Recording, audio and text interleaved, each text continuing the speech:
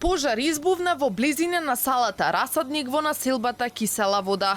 Стихијата започнала во стан на 5-ти кат кој во моментов бил празен. Огнот набрзо зафатил уште неколку околни станови. Додека огнот беснееше, пожарникарите се мачеа да го изгаснат.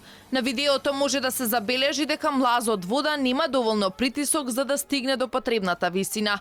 Во меѓувреме кај присутните се кренала паника.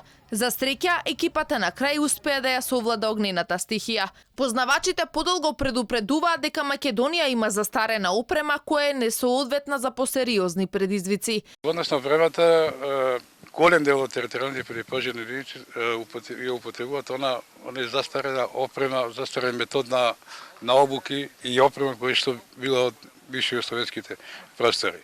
Инаку градоначалникот на град Скопје веќе втора година ветува дека ќе се обнови опремата на пожарникарите. Возниот парк на бригадата за противпожарна заштита на град Скопје го сочинуваат 50 возила. Од нив најголем дел се возила од 1973 година, кои се уште се во возна состојба.